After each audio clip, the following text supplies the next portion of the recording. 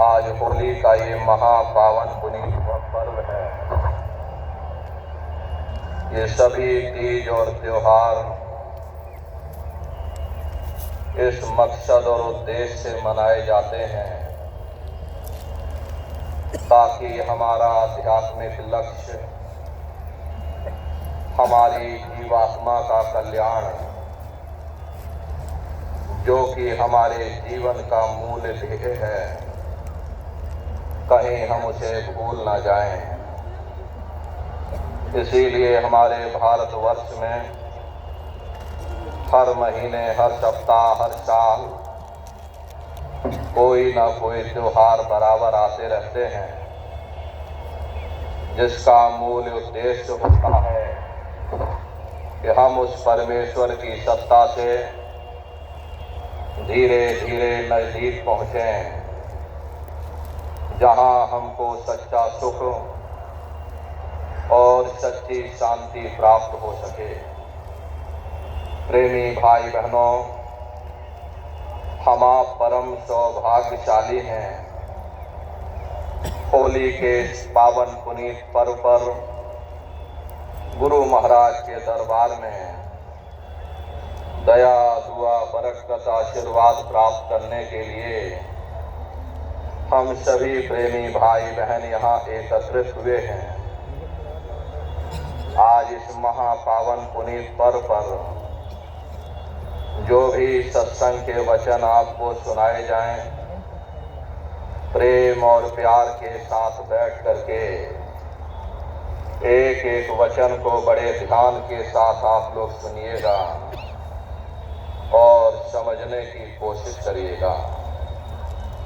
प्रेमी भाई बहनों,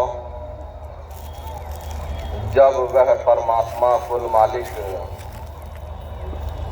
किसी जीव को तारना चाहता है तो वह किसी संत महात्मा के जरिए ही अपने भेद को जाहिर करता है। यही गीता कहती है, यही अन्य धार्मिक पुस्तकें बताती हैं कि जब वह कुल मालिक किसी जीव को तारना चाहता है तो वह इंसान बन करके आता है, क्योंकि हम भी इंसान हैं। जब तक वह हमारे जैसा इंसान बन करके ना आए, हमें भेद ना बताए, हम कभी अपने सच्चे देश, सच्चे घर, सच्चे वतन जा ही नहीं सकते हैं। कभी जेल खाने से हम आजाद हो ही नहीं सकते। प्रेमी भाई बहनों, आप स्वयं अपनी बुद्धि से विचार करिएगा। एक जेल खाने के अंदर बहुत से कैदी रहते हैं। एक परोपकारी आता है, वह यह देखता है कि इन बेचारे कैदियों के पास पीने को ठंडा पानी नहीं।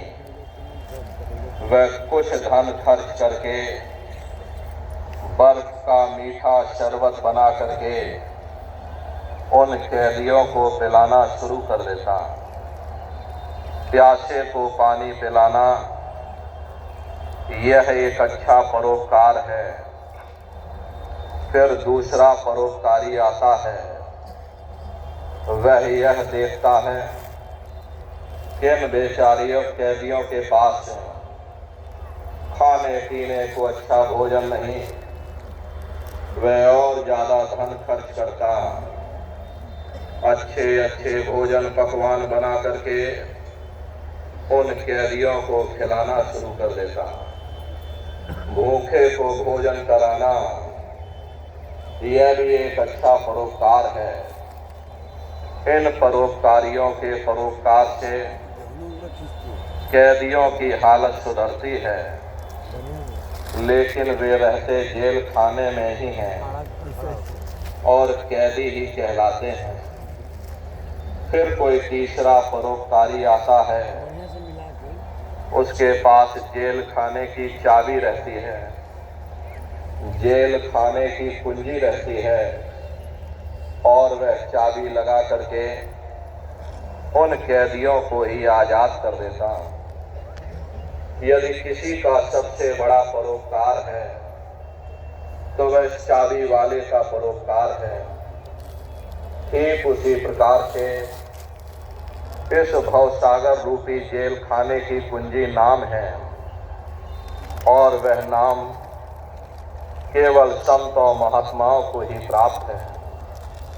जो जीव इस भवसागर से पार होना चाहते हैं उनके लिए यह जरूरी है कि किसी संत महात्मा की खोज करें, उनके बताए हुए रास्ते पर चलें और नाम ले करके नाम की कमाई करें।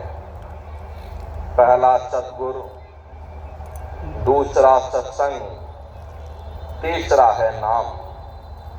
ये तीन चीजें हैं जिसके जरिए हम इस भवसागर रूपी जेल खाने से आजाद हो सकते हैं।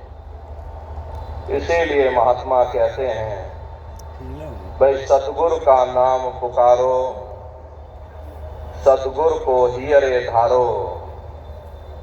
यानी अपने सतगुरु को हर पल हर क्षण याद करते रहो, श्वास श्वास पर उसका स्मरण करते रहो। लेकिन हम जीवों का दुर्भाग्य है, हम दुनिया के जीव दुनिया के स्मरण करते हैं। हर इंसान अपने अपने काम का स्मरण करता है।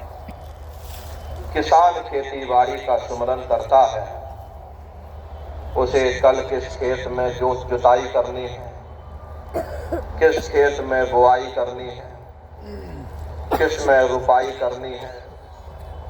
दुकानदार अपनी दुकानदारी का स्मरण करता है कि कौन सा सौदा खत्म हो गया है, कौन सा सौदा लाना है। प्रेमी भाई बहनों, हर एक इंसान अपने अपने काम का सुमरन करता है। फिर जिसका हम सुमरन करते हैं उन्हीं की ये शक्लें हमारी आंखों के सामने आकर खड़ी हो जाती हैं। यदि हम बेटा बेटी का सुमरन करेंगे, बेटा बेटी की शक्लें आ जाएंगी। घर के कारोबार का सुमरन करोगे, घर के कारोबार की शक्लें आ जाएंगी। इसी को महात्मा ध्यान करना कहते हैं। जिसका हम सुमरन करते हैं उसी का हम ध्यान भी करते हैं। फिर जिसका सुमरन और ध्यान करते हैं उन्हीं के साथ हमारा मोह और प्यार पैदा हो जाता है। इतना इन शक्लों और पदार्थों से हमारा मोह और प्यार पैदा हो जाता है तो रात को स्वप्न भी इन्हीं के आते हैं और मौत के समय इन्हीं की शक्लें हमारी आंखों के सामने या नाचना शुरू कर देती हैं। जहां आशा तह वासा, जिधर हमारा आखिरी वक्त ख्याल जाता है, हम दुनिया के जीव उसी रो में बहना शुरू कर देते हैं। अब सवाल ये उठता है कि कौन सी चीज हमें दुनिया में बार बार लाई। दुनिया का मोह लाया, दुनिया का प्यार लाया। ये किसने पैदा किया? दुनिया के सुमरन और ध्यान ने पैदा किया। हर इंसान को सुमरन और ध्यान करने की कुदरती आदत है। हमें इस आदत से फायदा उठाना चाहिए, लेकिन हमें उस चीज का सुमरन करना चाहिए, हमें उस चीज का ध्यान करना चाहिए जिसे कभी नाश नहीं होना, जिसे कभी फना नहीं होना। वह कौन सी चीज है? वह केवल नाम है।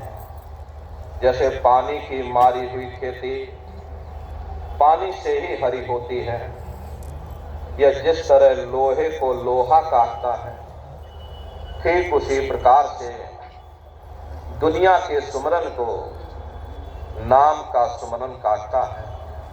प्रेमी भाई बहनों, नाम दो प्रकार के होते हैं। एक वर्णात्मक नाम होता है, दूसरा धुनात्मक नाम होता है। वर्णात्मक नाम वो है जो लिखने, पढ़ने, बोलने में आता है, जैसे राम, श्याम, सीताराम, हरे रामा, हरे कृष्णा, ये सभी वर्णात्मक नाम होते हैं। लेकिन संत महात्मा उस धुनात्मक नाम की महिमा गाते हैं जो न लिखने में आता है, न जवान से बोलने में आता है। जब आप उस नाम की कमाई करोगे तो सबसे पहले आपके हाथ पैर सुन्न हो जाएंगे, यहाँ तक कि सारा शरीर सुन्न हो जाएगा। आप खुद महसूस करोगे ये शरीर हमारा नहीं बल्कि ये पराया मुर्दा है। प्रेमी भाई बहनों, आप शरीर नहीं हो, न ही सद्गुर शरीर है। ये स्थूल शरीर तो नाशवान है, इसकी हद आंखों के नीचे नीचे तक सीमित है। जब आप नाम की कमाई के द्वारा आंखों के ऊपर आ जाओगे, ये स्थूल शरीर आपका यहीं छूट जाएगा। फिर आपको बड़ा ही सुंदर सूक्ष्म शरीर प्राप्त होगा, जिसको पा करके ये जीवात्माएं कहीं भी आ जा सकती हैं। यदि आपको यहाँ से बंबई जाना है तो पहले आप टिकट खरीदोगे, रेलगाड़ी पर चढ़ोगे, 24 घंटे में आप बंबई पहुंचोगे। लेकिन आप सूक्ष्म शरीर में पलक झपकते ही बंबई ही क्या, पूरे संसार का चक्कर लगा करके सेकंड भर के अंदर अपने शरीर में फिर वापस आ सकते हैं। तन मन धन गुरु को सौंपिए। अगर तुम रूहानी मंडलों की सैर करना चाहते हो तो अपना सर्वस्व गुरु के चरणों में न्योछावर कर दो, फिर गुरु तुम्हारी संभाल करेंगे। हर पल हर क्षण तुम्हारे साथ रहेंगे। गुरु नाम रूपी जहाज पर बैठा करके तुम्हें ब्रह्मांडों की सैर कराएंगे। इसीलिए महात्मा कहते हैं, भाई सतगुरु पर करो भरोसा, फिर करो न कुछ अफसोसा। बगैर भरोसे और विश्वास के एक कदम चलना भी मुश्किल पड़ जाता। देखो, जब हम रेलवे स्टेशन पर जा करके टिकट खरीद करके रेल बैठ जाते हैं तो हमें पूरा भरोसा हो जाता है कि हम अपने गंतव्य स्थान तक जरूर पहुंचेंगे। भले ही रेलगाड़ी लेट हो जाए, लेकिन हमें पूरा भरोसा होता है कि देर सवेर हम अपनी मंजिल तक जरूर पहुंचेंगे। ठीक उसी प्रकार से जब सतगुरु ने हमें नाम दे दिया, धुरधाम जाने की टिकट दे दी, तो एक ना एक दिन हम अपने देश, अपने घर, अपने वतन जरूर पहुंचेंगे। नाम रूपी जीव कभी नरकों में नहीं जाता, ना ही महात्मा अपने जीवों को छोड़ते हैं। वैसे महात्मा अपने जीवों की हर पल हर क्षण संभाल करते रहते हैं। लेकिन हमें अपने अंदर प्रत्यक्ष रूप से भरोसा तब होता है जब हम अपने अंदर जा करके अपने सतगुरु के नूरी स्वरूप का दर्शन कर लेते। उससे पहले कोई कह दे कि महात्मा जी ठीक नहीं है, हमारा भरोसा टूट जाएगा। फिर कोई कह दे नहीं महात्मा जी बिल्कुल सच्चे और पक्के हैं, तो भरोसा हमारा फिर कायम हो जाएगा। लेकिन जब आप अपने अंदर अपने सतगुरु के नूरी स्वरूप का दर्शन कर लोगे, उनकी हस्ती और शक्ति को जान लोगे, फिर चाहे सारी दुनिया एक होकर के सतगुरु को बुरा भला कहे, हमारा भरोसा नहीं टूटेगा, हमारा विश्वास नहीं टूटेगा। इसीलिए महात्मा समझाते हैं कि तू कर चरणन पोसे, सतगुर से मत कर रोसे। शिष्य तुम्हारा धर्म है, तुम सतगुर की मौज में रहना सीखो, उनकी रजा में रहना सीखो, उनके हुक्म पर चलना सीखो, फिर चाहे कैसा भी हुक्म हो। प्रेमी भाई बहनों, संत महात्मा फकीर कभी किसी को नाजायज हुक्म नहीं देते। देखिए, गुरु नानक देव जी महाराज ने मुर्दा खाने का हुक्म दिया। एक गुरु अंगद देव जी निकले जिन्होंने ये कहा कि हुजूर मैं सिर की तरफ से खाऊं या पैर की तरफ से खाऊं। हालांकि वो हलवा था, उन्हें तो परीक्षा लेनी थी, लेकिन परीक्षा के समय में एक ही चेला निकला, बाकी सब चेले चपाटे भाग गए।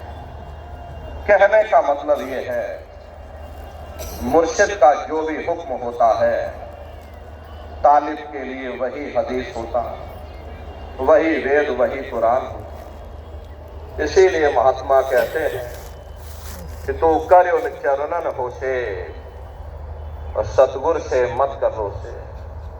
यह सारा धर्म है। तुम सतगुर की मौज में रहना सीखो, उनकी रजा में रहना सीखो, उनसे रूठो मत। कई दफे देखा गया, हम छोटी छोटी बातों को लेकर के अपने सतगुर से ही रूठ करके बैठ जाते हैं। मुकदमा नहीं जीते, कह दिया जी छोड़ो गुरु जी को, गुरु जी दया कृपा नहीं करते, बेटा बेटी नहीं हुए, अजी छोड़ो गुरु जी को, चलो कोई दूसरा गुरु करेंगे। यहां तक कि आपकी भैंस भैंसिया मर गई तो आपने सारा दोष गुरु जी पर मर दिया।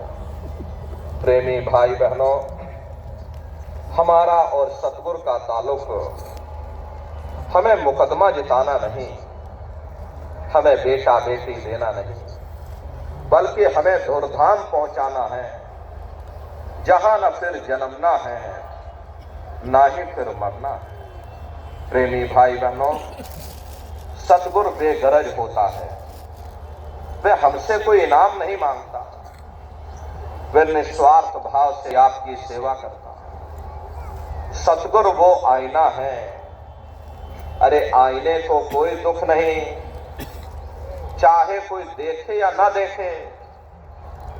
हाँ, आईना देखने वाले को जरूर दुख सुख की अनुभूति होती है। अगर हंसता हुआ देखेगा तो हंसता नजर आएगा, अगर रोता हुआ देखेगा तो रोता नजर आएगा। इसीलिए महात्मा कहते हैं कि सतगुर गति अब सुन मोते, कहीं जात न रंचक मुंह से। संत और महात्माओं की गति मति को कोई बयान नहीं कर सकता। इस भूल भरम अज्ञान के देश में संत महात्मा फकीर किस तरह से जीवों को पार लगाते हैं। देखो, महात्मा कह रहे हैं, 10वें में खेचे नौते, फिर एक करे तो दोते। महात्मा हमारे फैले हुए ख्याल को 9 द्वारों से समेट करके 10वें द्वार पर एकाग्र करते हैं और फिर शब्द की लज्जत देते हैं। प्रेमी भाई बहनों, महात्मा कहते हैं, भाई तुम करोड़ों जन्म जन्मांतरों से अलग अलग योनियों में भटकते चले आ रहे हो। कभी सांप, कभी नेवला, कभी कुत्ता, कभी बिल्ली बनते चले आ रहे हो। बड़े सौभाग्य से तुमको ये मनुष्य शरीर मिला और ये मनुष्य शरीर 84 से निकलने का एकमात्र दरवाजा है। बड़े सौभाग्य से तुम इस दरवाजे पर आ गए हो। अब तुम्हें क्या करना है? 9 द्वारों को खाली करो और 10वें द्वार पर एकाग्र हो जाओ, क्योंकि जो नाम हमें मुक्ति देता है वो 10वें द्वार पर मिलेगा। महात्मा समझाते हैं जब तुम्हें शब्द की लज्जत मिलना शुरू हो जाएगी, दुनिया से मोह निकलना शुरू हो जाएगा, दुनिया से प्यार निकलना शुरू हो जाएगा, ये दुनिया हमको फना लगने लग जाएगी। प्रेमी भाई बहनों, त्याग किसी के अंदर प्रेम पैदा नहीं करता, बल्कि प्रेम ही हमारे अंदर त्याग पैदा करता। लड़कियां गुड्डे गुड़ियों से जब तक खेलती हैं, जब तक उनकी शादी नहीं होती, जब वो नाम की दौलत मिल जाएगी, शब्द की लज्जत मिल जाएगी, हमारा ये मन अपने आप दुनिया के भोग और रोग को छोड़ देगा। प्रेमी भाई बहनों, मन की कोई मामूली हस्ती और शक्ति नहीं है, ये मन त्रिपुटी का स्वामी है। जो सुख वहां प्राप्त करता था, वही सुख ये मन इस संसार में करने की कोशिश कर रहा है। उस सुख को प्राप्त करने के लिए मन चारों तरफ भाग रहा है। प्रेमी भाई बहनों, अगर किसी कंगाल से कहा जाए तुम 10 रुपए का नोट हमको दे दो, वो मरने मारने को तैयार हो जाएगा। लेकिन अगर 20 रुपए का नोट उसकी मुट्ठी में रख दो, 10 रुपए वाली मुट्ठी अपने आप खुल जाएगी।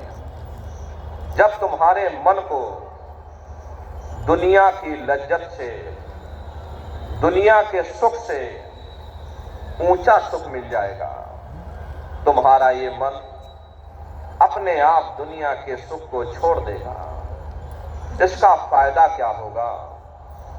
जमपुर से फेर बचावें, हम यमदूतों के हाथों से बच जाएंगे, हम जन्म मरण के बंधनों से आजाद हो जाएंगे और हम अपने मालिक से मिलने के काबिल हो जाएंगे। घर यगम तो है दर्शावे, मार्ग सब तो है लखावे, जो संगत उनकी करते सो जग से कभी न डरते। जो जीव महात्माओं की संगत और सोहबत में आकर के नाम की लज्जत लेने में लग जाते हैं, उनके अंदर से दुनिया का लोक और लाज निकल जाता है। अगर हम लोक लाज के अधीन होकर के उस मालिक की भक्ति करेंगे, इसका मतलब है कि हमारे अंदर अभी मालिक से मिलने का प्रेम और प्यार पैदा नहीं हुआ। देखो हुजूर राय साहब शालिग्राम जी महाराज को आपका कोई मामूली ओहदा नहीं था।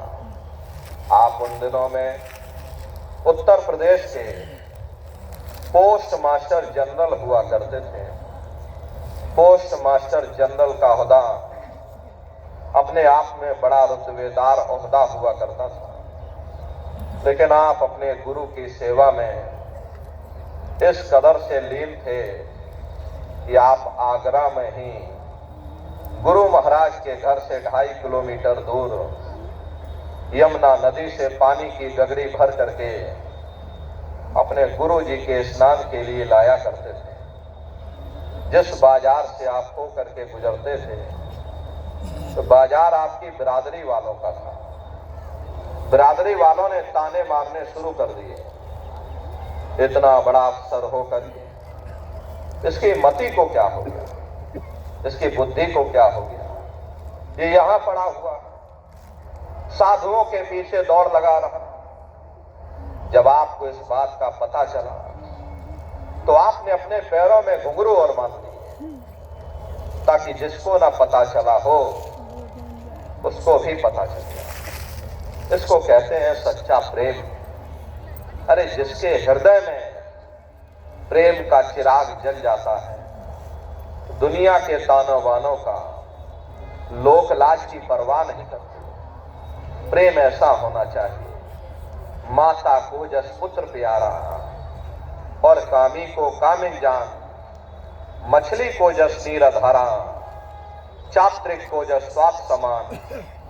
ऐसा गुरु प्यारा जब होगा तब कुछ आगे राह चला।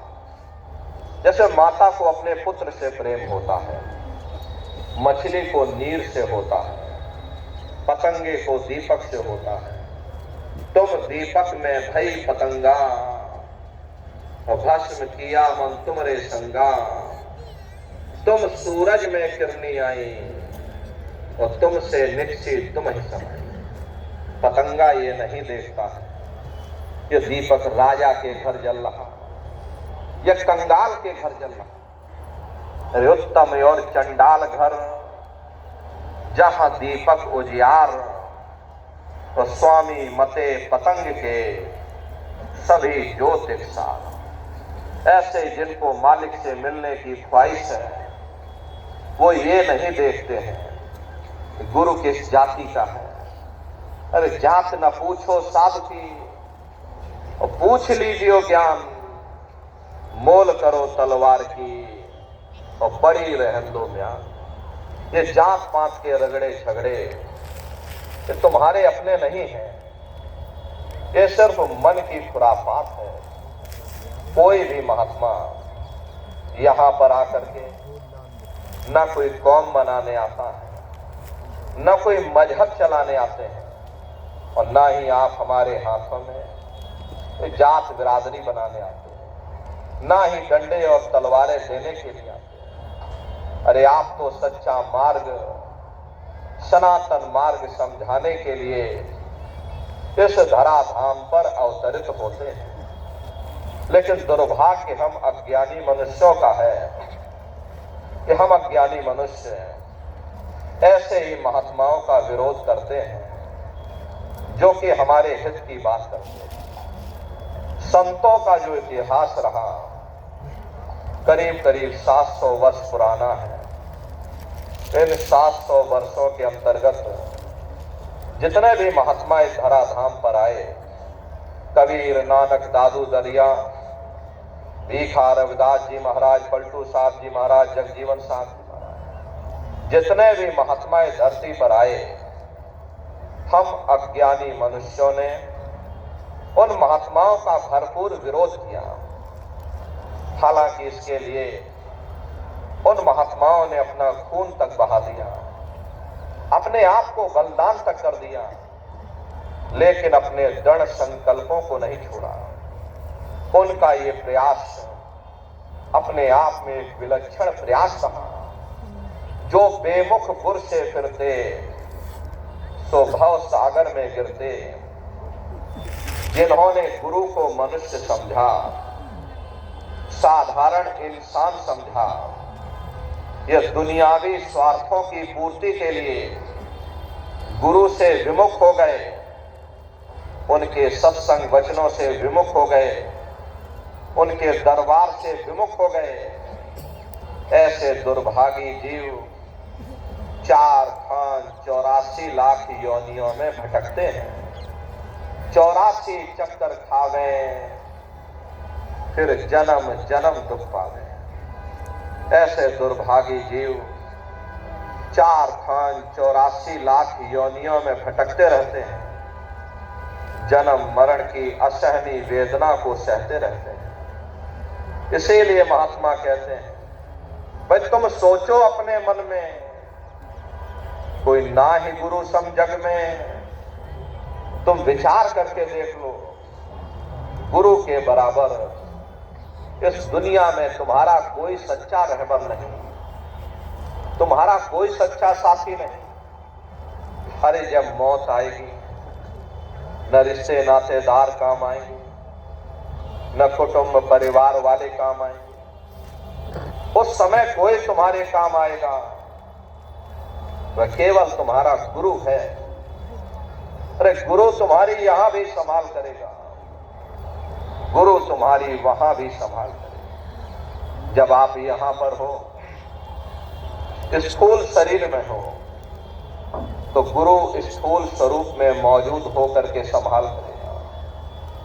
जब आप ऊपर सूक्ष्म देश में जाओगे, गुरु सूक्ष्म स्वरूप में मौजूद होकर के मदद करेगा। जब आप ऊपर पहुंचोगे प्रेमी भाई बहनों, तो गुरु कारण स्वरूप में मौजूद होकर के मदद करेगा।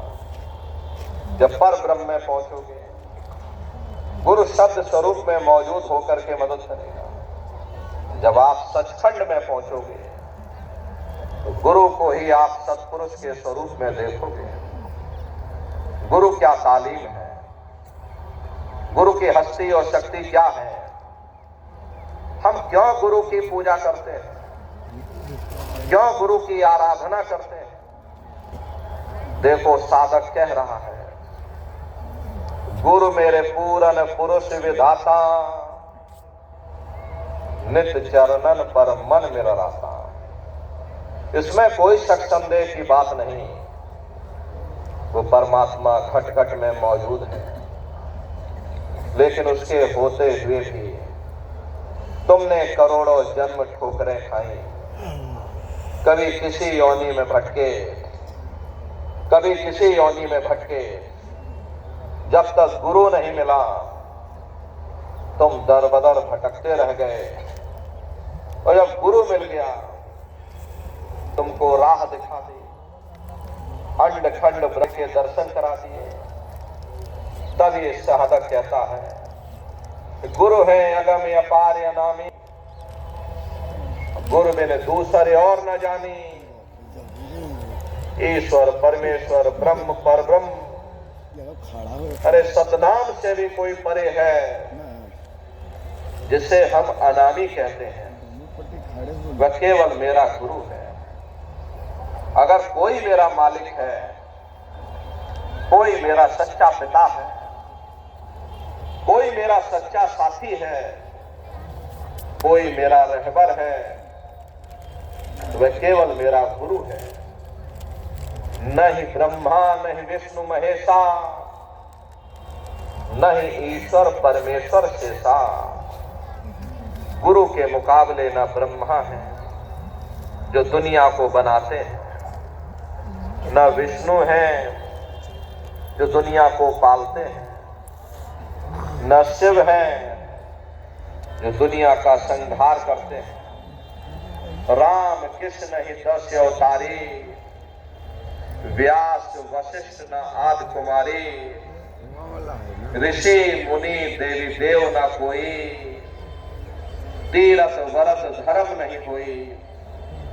गुरु के मुकाबले न राम है न कृष्ण है, न ऋषि है न मुनि है, न तीरथ है न व्रत है।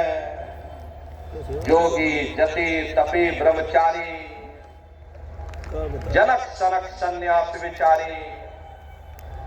गुरु के मुकाबले न जोगी है न जति है, न तपस्या करने वाले तपस्वी हैं।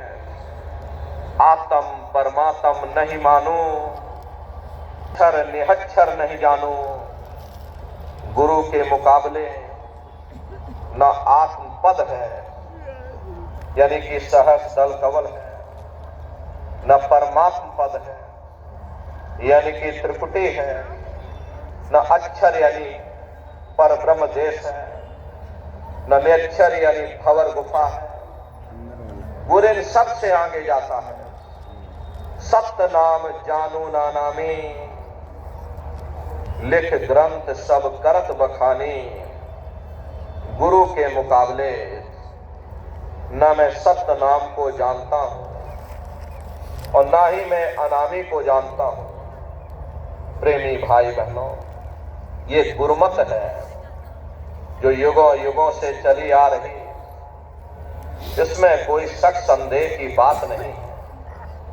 तो परमात्मा घट घट में बैठा हुआ, लेकिन उसके होते हुए भी तुमने करोड़ों जन्म ठोकरें खाई, कभी किसी योनि में भटके, कभी किसी योनि में भटके। जब तक गुरु नहीं मिला वह मालिक हमको नहीं मिला, और जब गुरु मिल गया, गुरु ने हमको राह दे दी, तब ये साधक कहता है इस सबको करूं प्रणाम जोड़कर, पर कोई नहीं गुरु समसर। मैं सबको प्रणाम करता हूं, मैं सबका आदर और सत्कार करता हूं, मैं सबको नमन करता हूं, मैं सबका वंदन करता हूं। मैं भगवान राम को भी नमन करता हूं, भगवान कृष्ण को भी नमन करता हूं। मैं ईश्वर परमेश्वर परब्रह्म पार ब्रह्म जितने भी देवी देवता हैं, जितने भी कुल मालिक बैठे हुए हैं, मैं सबका आदर और सत्कार करता हूं, मैं सबको नमन वंदन करता हूं। लेकिन जो प्रेम मेरा मेरे गुरु के साथ है वह किसी दूसरे के साथ नहीं। और सवाल ये उठता है, भाई जो प्रेम गुरु के साथ है वह किसी दूसरे के साथ क्यों नहीं? देखो ये साधक कह रहा है, गुरु ने सबका पद दर्शाए, जस जस जिनकी तस गत गाई। प्रेमी भाई बहनों, परमात्मा ने जब इंसान को पैदा किया तो इंसान को, प्रेमी भाई बहनों, जब उस मालिक ने पैदा किया तो एक महीन बारीक पर्दा, यूं कह लो भूल भुलैया का पर्दा, इंसान के ऊपर डाल दिया। सारी जिंदगी इंसान बाहर ही बाहर दुनिया में भटकता रहा, लेकिन पर्दा हटा करके कभी अपने अंदर जाने की कोशिश नहीं। इसीलिए बड़ाई गुरु की है जिन्होंने अंतर घट्टा पर्दा खोल दिया, अंड खंड ब्रह्मांड के दर्शन करा दिए कि भाई ये भगवान राम है, ये भगवान कृष्ण का देश है, ये ईश्वर है, ये परमेश्वर है, ये ब्रह्म है, ये परब्रह्म है। कहते भाई जिन्होंने उनका दर्शन कराया मैं उन्हीं की महिमा गाता हूं, मैं उन्हीं का गुणगान करता हूं। या तेरे सतगुरु का पद भारी और सतगुरु सब नहीं कोई विचारी।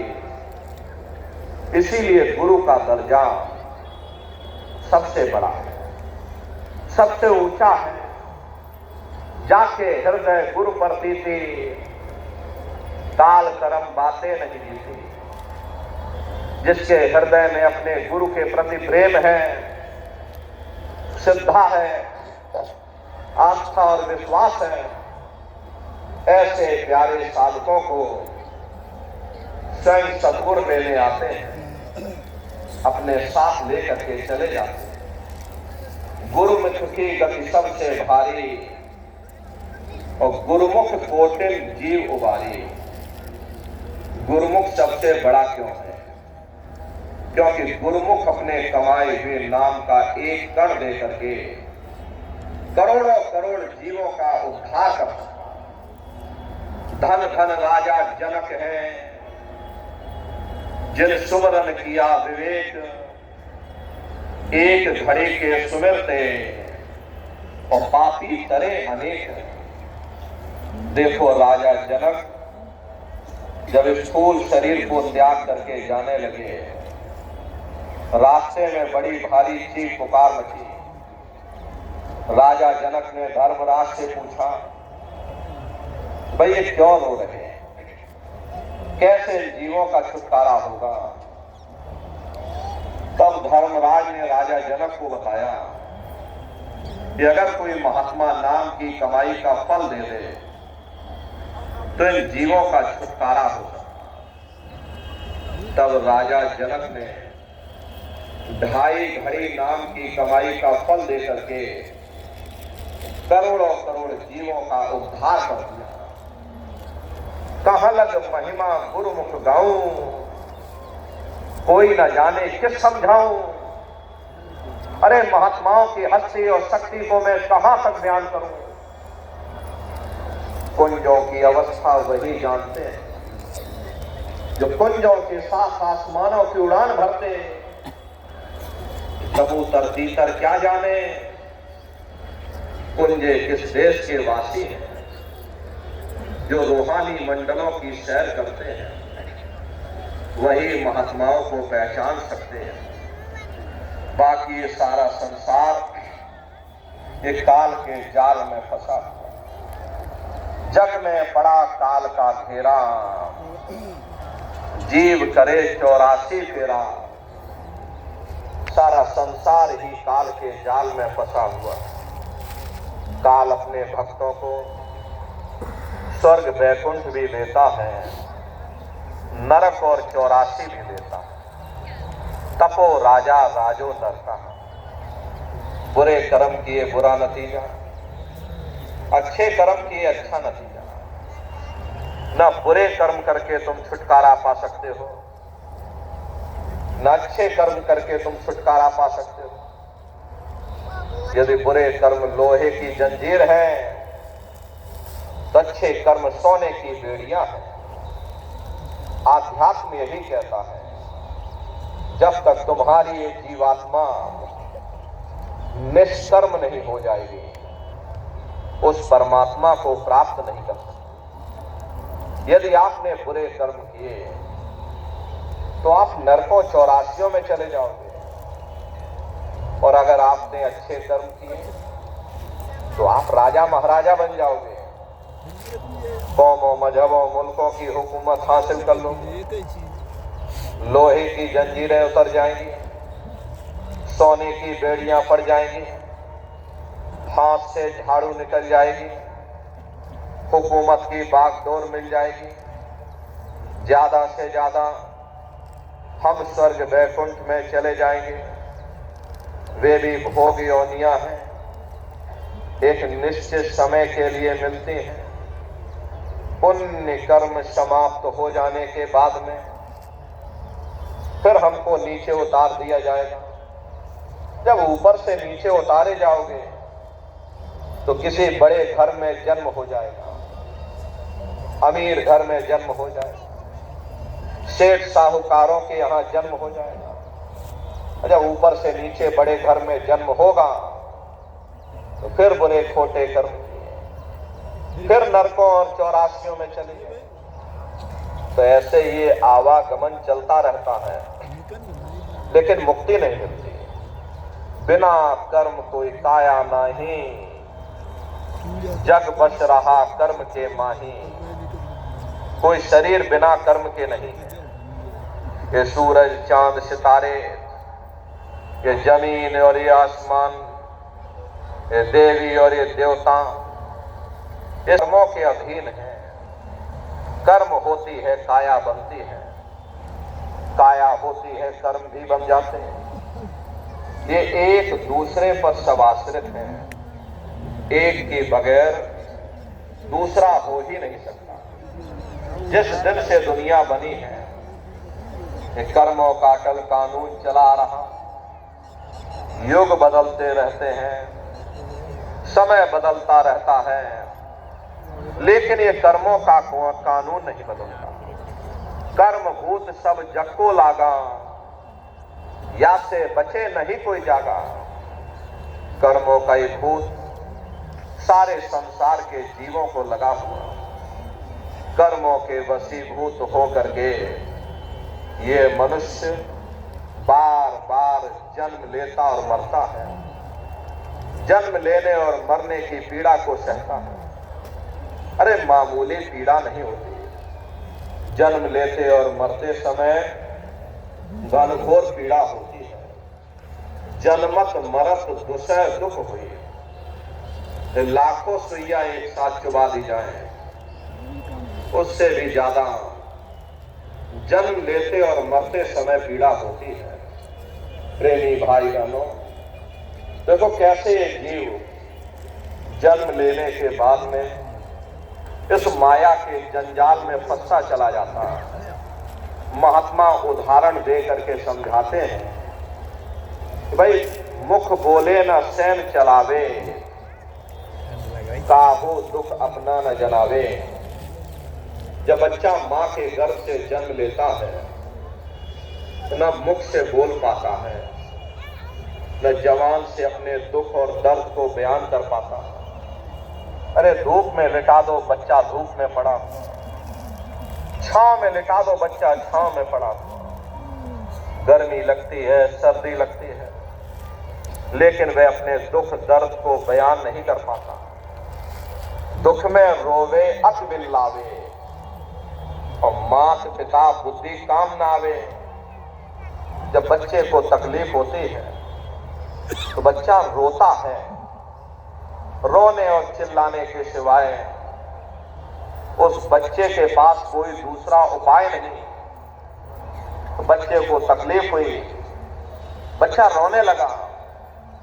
अब माँ बाप की बुद्धि काम नहीं करती, मेरा बच्चा क्यों रो रहा, कौन सी इसे तकलीफ है, कौन सी इसे पीड़ा है। सिर में दर्द होता है, पेट दर्द की दवा दी जाती है। पेट में दर्द होता है, सिर दर्द की दवा दी जाती है। तो भाई बालपना अस दुख में बीता, भाई किशोर खेल मत लीता।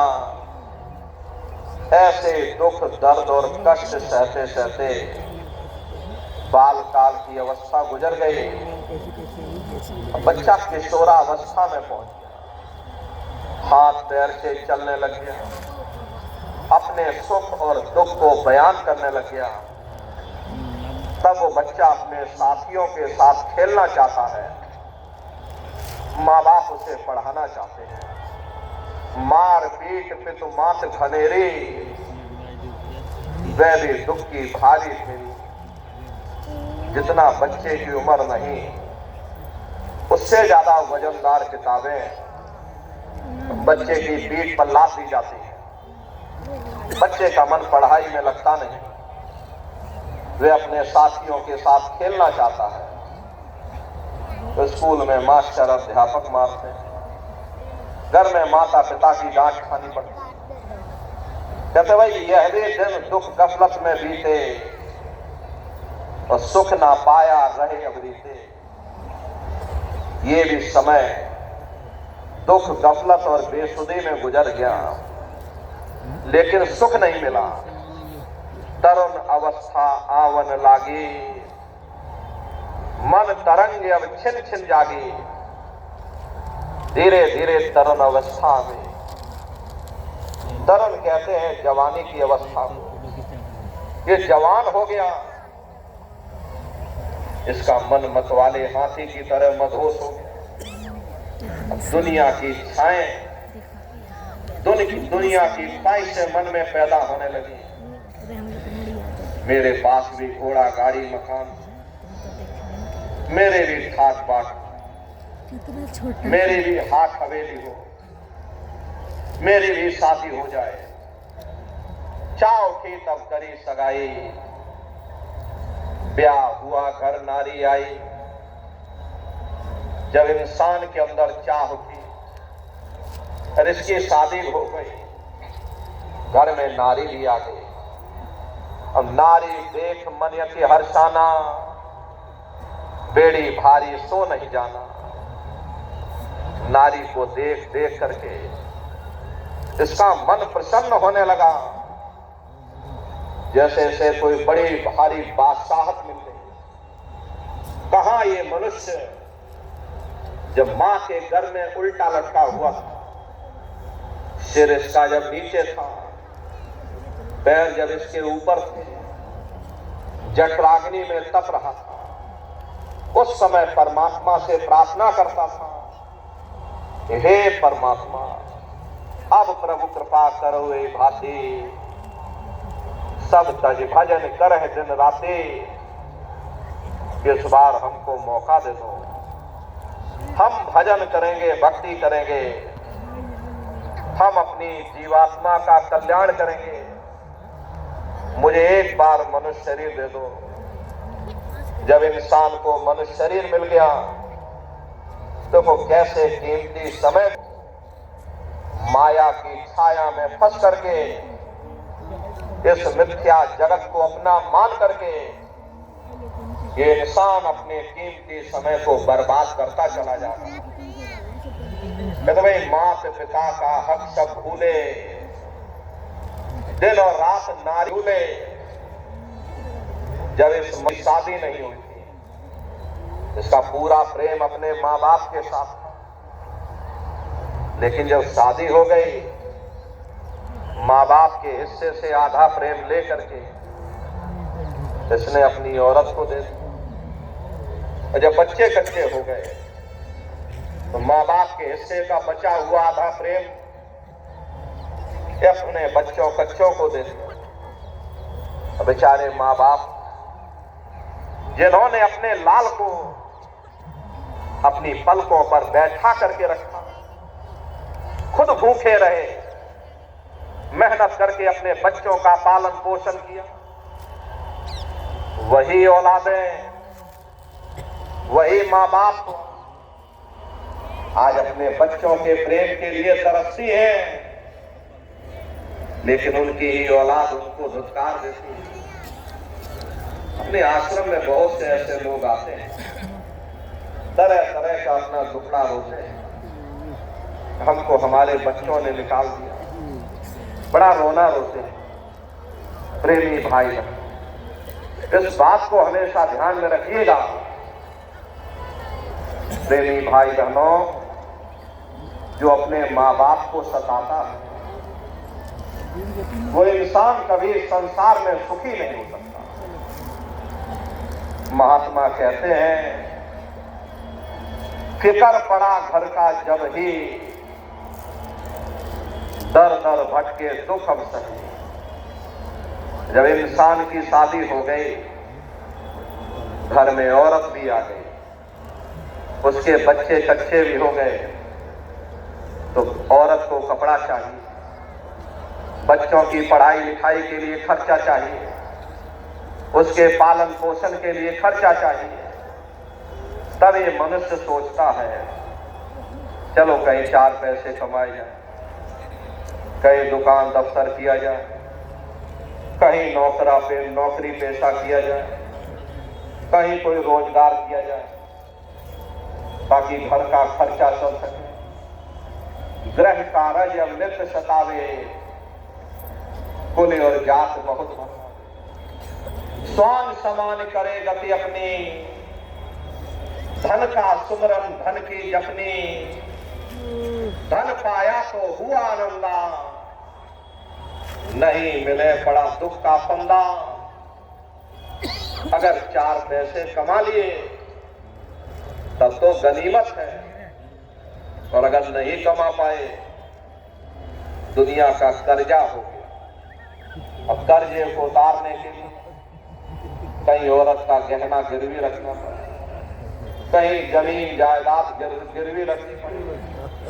अरे आज के समय में इतनी महंगाई है कि घर का खर्चा चलाना मुश्किल पड़ जाता है। महात्मा कहते हैं, ग्रह कारज अब नित्य सतावे, कुल और जात बहुत फरमावे।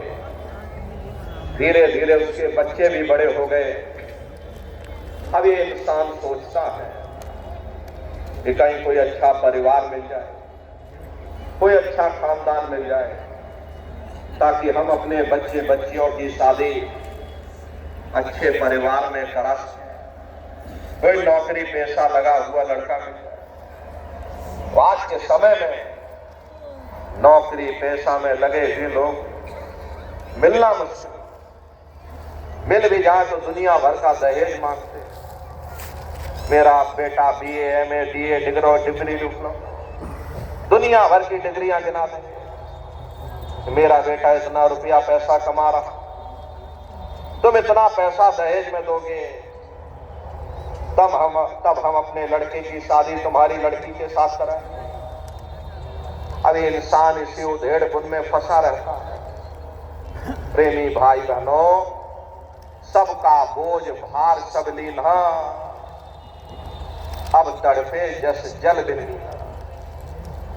धीरे धीरे जैसे तैसे ले दे करके इंसान ने अपने बेटे बेटी की शादी करा दी, अपनी जिम्मेदारी को जैसे तैसे निभाया।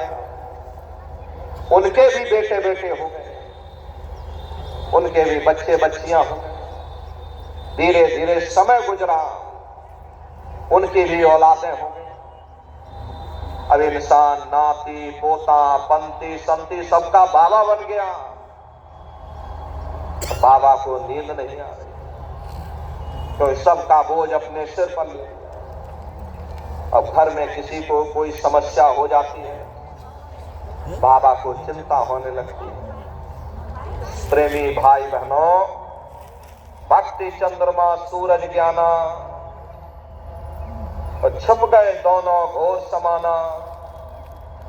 इस घोर अंधकार में न भक्ति का चंद्रमा दिखाई देता है, न ज्ञान का सूरज दिखाई देता है, न भजन किया, न ध्यान किया, न सुमरन किया।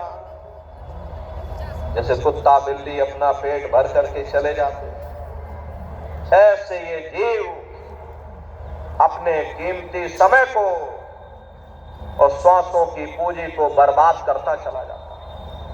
एक महात्मा जी थे, महात्मा जी सब छोड़ छाड़ करके जंगल चले गए।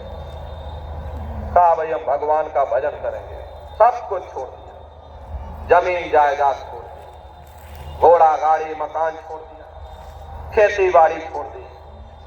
कहा हम भगवान का भजन करेंगे। रास्ते में गांव वाले मिले, गांव वालों ने महात्मा जी से प्रार्थना की, महात्मा जी आप यहीं पर रुक जाओ, यही हम आपकी कुटी बना देते हैं, आप यहीं रहना, भगवान का भजन करना, हमको भी आशीर्वाद देना, हम भी आपकी सेवा करेंगे। महात्मा जी ने कहा बच्चा तुम ठीक कह रहे हो, ऐसा करो नदी के किनारे हमारी एक फूस की झोपड़ी बना दो। गांव वालों ने मिलकर के फूस की झोपड़ी नदी के किनारे बना दी। अब महात्मा जी झोपड़ी में रहने लगे। समस्या इस बात की थी, महात्मा जी बेचारे सुबह उठते थे, नहा धो करके अपनी लंगोटी को सुखाने के लिए डाल देते थे, तो महात्मा जी की लंगोटी चूहा काट जाते। महात्मा जी बेचारे बड़े परेशान, अब करें तो करें क्या। महात्मा जी की लंगोटी चूहा काट गई। महात्मा जी ने गांव वालों से कहा भाई यहां चूहे बहुत हैं, इसका तुम थोड़ा इंतजाम करो। गांव वालों ने सुझाव दे दिया।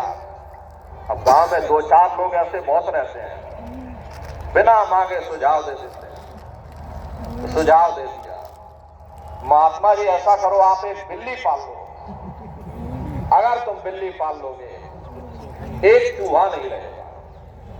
महात्मा जी बोले बच्चा तुम ठीक कह रहे हो, लाओ एक बिल्ली ले आओ। अब एक बिल्ली और आ गई। अब बिल्ली कह रही मुझे दूध चाहिए, जब तक तुम दूध नहीं दोगे मैं तुम्हारी लंगोटी की रक्षा नहीं करूंगी। अब दूसरा बवाल शुरू। अब बिल्ली को पहले दूध पिलाओ और तब जाके बिल्ली लंगोटी की रक्षा करे। यहां पर बवाल खत्म नहीं होते हैं, जितना बवाल पालोगे उतना बढ़ता चला जाएगा। अब बिल्ली कह रही मुझे दूध चाहिए, दूध पिलाओ। अब कुछ दिन तो गांव वाले दूध लाते रहे। एक दिन गांव वालों ने कहा महात्मा जी हम कब तक आपको दूध देंगे, ऐसा करो आप एक गाय पाल लो। अगर गाय पाल लोगे गाय दूध भी देगी, अरे आप भी पीना बिल्ली को भी पिलाना। महात्मा जी ने कहा बच्चा तुम ठीक कह रहे हो, लाओ एक गाय ले आओ। अब एक गाय और आ गई। अब गाय कह रही मुझे चारा चाहिए, जब तक तुम चारा नहीं दोगे मैं दूध नहीं दूंगी। अब बेचारे महात्मा जी और परेशान हो गए। अब पहले महात्मा जी चारा काटे, फिर गैया दूध दुहें, दूध निकाल करके बिल्ली को पिलाएं, फिर बिल्ली महात्मा जी की लंगोटी की रक्षा करे। इतना बखेड़ा महात्मा जी का। महात्मा जी ने कहा भाई हम चारा कहां से लाएं। गांव वालों ने सुझाव दे दिया कि महात्मा इस जंगल खाली पड़ा है, यही जुताई कर लो, कुछ खेती बाड़ी कर लो, चारा भी कर लेना। महात्मा जी बोले हम चारा काटें या भगवान का भजन करें, हम बड़े परेशान हो गए। गांव वालों ने फिर सुझाव दे दिया कि महात्मा जी आप एक काम करो, हमारे गांव में एक विधवा औरत रहती है, उसे आप अपने पास बुला लो। अरे आपकी भी सेवा करेगी, ये खेती बाड़ी भी देखती रहेगी, चारा भी काटती रहेगी, गैया भी दूधती रहेगी, दूध आपको भी पिलाएगी और बिल्ला को भी पिलाएगी। महात्मा जी बोले बच्चा तुम ठीक कह रहे हो। अब एक विधवा औरत आ गई और कुछ दिन तो सेवा करती रही। अंत में सभी गांव वाले मिल करके आए और महात्मा जी को कहने लगे, महात्मा जी गांव में तरह तरह की चर्चाएं चलती हैं, हमको अच्छा नहीं लग रहा, ऐसा करो आप इससे शादी कर लो। प्रेमी भाई बहनों, अब महात्मा जी बेचारे शादी कर लिए और 2-4 बच्चे भी हो गए। आए थे हरि भजन को, होटल लगे कपास। प्रेमी भाई बहनों, यही हालत हम जीवों की है।